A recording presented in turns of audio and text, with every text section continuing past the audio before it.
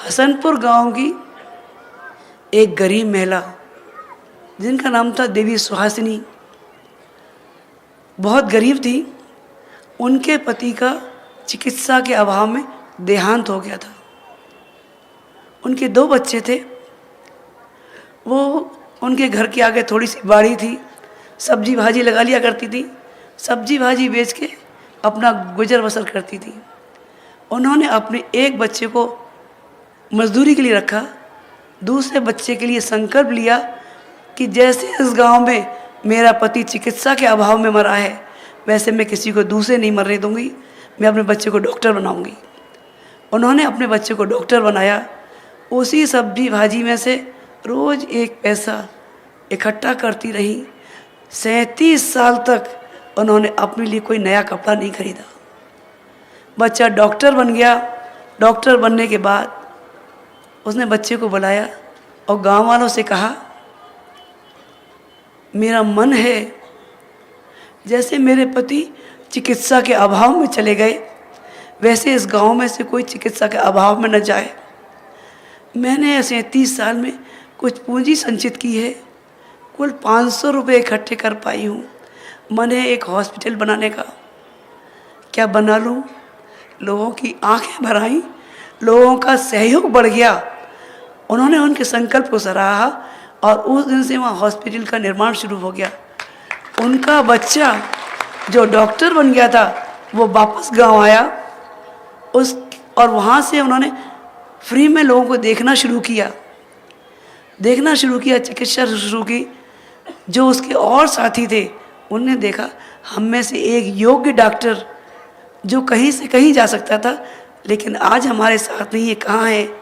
पता किया तो वो अपने गांव में प्रैक्टिस कर रहा है। उसके साथी भी छोड़ के गांव आने लगे। धीरे धीरे ह्यूमैनिटी हॉस्पिटल, एक बड़ा हॉस्पिटल तैयार हो गया। ये जुनून जब पैदा होता है लोक मंगल के लिए तो आदमी से क्या कर देता है। लेकिन अगर जुनून के साथ साहस नहीं है, तब जुनून मन में भरा हो, साहस न हो तो बात बनती है, बात बनती नहीं। महाराणा प्रताप जिंदगी भर अपनी आज़ादी के लिए लड़ते रहे। लोगों ने बहुत कहा आप समझौता कर लें, उन्होंने कहा नहीं। बच्चों को घास की रोटी खिलाना मंजूर था, लेकिन समझौता करना मंजूर नहीं था। भामा शाह ने देखा राणा प्रताप के बच्चे घास की रोटी खा रहे हैं और राणा प्रताप समझौता करने को तैयार नहीं है, आज़ादी की लड़ाई के लिए तैयार है। उन्होंने अपना सब कुछ महाराणा के चरणों में समर्पित कर दिया। ये भाव, ये साहस जब पैदा हो जाता है तब व्यक्ति निहाल हो जाता है। आज सब कुछ है लेकिन व्यक्ति में साहस की कमी है। कैसी साहस की कमी है? आप तो कह देंगे हम तो बहुत साहसी हैं, हम ये भी कर सकते हैं, वो भी कर सकते हैं। लेकिन भाइयों बहनों, हमारा साहस आज किस तरह दांव पे लगा हुआ है।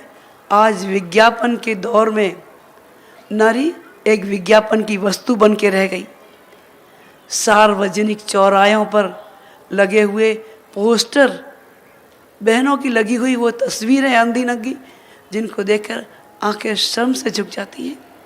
आप में से कितने वीर भाई होंगे जिन्होंने बहन से राखी बंधवाई होगी राखी के दिन, तो उसकी आन बान शान पे मर मिटने की कस्में खाई होंगी। आप में से वो संवेदनशील अभिभावक भी हैं जिन्होंने बेटी की डोली विदा की होगी तो ये कहा होगा, बेटा दुनिया में अगर कोई तेरा साथ न दे तो मैं तेरा साथ देने वाला हूँ। उन भाइयों से, वीर भाइयों से और उन संवेदनशील अभिभावकों से पूछना चाहूँगी, क्या वो अपने घर की बहन बेटियों के गंदे चित्र सार्वजनिक चौराहों पर लगाना पसंद करेंगे? प्रश्न मेरा कड़वा जरूर है, लेकिन उत्तर सिर्फ इसका एक ही है और वो है ना। जब ना है तो गंदी बात आती ही क्यों है? आज दहेज की बलिवेदी पर जलने वाली कितनी हमारी बेटियां, उनकी चीखें, उनकी आवाज़ें क्या हम तक पहुंच पाती हैं? आज के अखबारों में रोज़ समाचार छपे होते हैं, दहेज के दानव ने एक और बच्ची को निगल लिया। हम लोग भी शायद अखबार पढ़ते पढ़ते, एक समाचार पढ़ते पढ़ते इतने आदी हो गए, समाचार पढ़ा और पलट के रख दिया। किसी के मन में पीड़ा हुई, किसी के मन में पीड़ा नहीं हुई, लेकिन हाँ, एक बालक के मन में पीड़ा हुई। उसका नाम था आनंद, कानपुर का रहने वाला था, उस और पेशे से इंजीनियर था। उसकी शादी की बात चली, माता पिता ने कहा हमने बेटे को इंजीनियर बनाया है, इतना पैसा खर्च किया है, हम तो खूब धूम धड़ाके शादी करेंगे, खूब दहेज लेंगे, दान दहेज लेंगे। आखिर पैसे में इतना पैसा खर्च किया, पैसा हमको मिलना भी तो चाहिए। बेटे ने बहुत समझाया, पिताजी दहेज देना गलत बात है और आपके पास किस चीज़ की कमी है। उनके नहीं, तुम बेटे हो, तुम पे इतना खर्च किया, चुप हो जाओ। बेटा बेचारा चुप हो गया, कुछ नहीं बोला। आखिर शादी का मंडप आया, बात शादी होने लग गई। जैसे फेरे होने को हुए, लड़का बोलने लगा अपने ससुर से, पिताजी ये शादी आगे तब होगी जब आप मेरी एक मांग पूरी करेंगे। बेटी का बाप सुन के यूँ अवाक रह गया कि बेटी फेरों के लिए तैयार है और वर पक्ष की तरफ से एक नई मांग आई। अब तक इनकी मांग पूरी करते करते मेरी सारी ज़िंदगी खाली हो गई, अब पता नहीं ये दामाद बाबू क्या मांगेंगे। उन्होंने कहा आप संकोच न करें, मुझे एक मकान की ज़रूरत है। अगर आप बाहर मकान की व्यवस्था नहीं कर सकते तो आप अपने ही घर में एक कमरा खाली करके दे दें। मरता क्या न करता। पिता ने अपने ही घर में एक कमरा खाली किया और कह दिया बेटा एक कमरा खाली कर दिया है। आगे शादी हुई, फेरे हो गए। जब बारात विदा करने का समय आया, पिता कहने लगे लड़के के, चलो भाई लड़की विदा करनी है। लड़के ने अपना और लड़की का सामान उस कमरे में रखवा दिया जो उसने ससुर जी से खाली करवाया था। कहने लगे पिताजी आज तो इन लोगों ने मुझे खरीद लिया है, अब मैं इनका हो गया हूँ गुलाम। अब ये जो कहेंगे वो मैं करूँगा, लेकिन मैं आपके साथ जा नहीं सकता।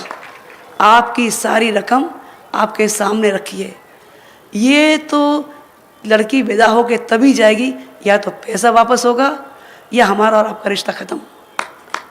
पिता ने सब कुछ सुनते समझते सारा दहेज वापस किया, तब जाके लड़की वापस आई, तब लड़की विदा हुई।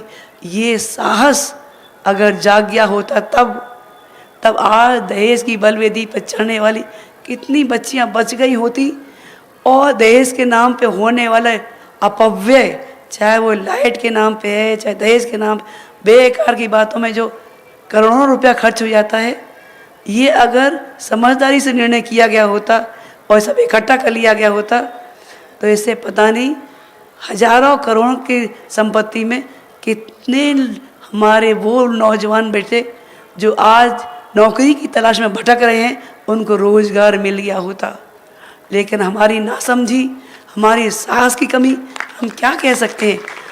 अभी भी हमारा साहस जाग जाए तो बड़े बड़े निर्णय हो सकते हैं।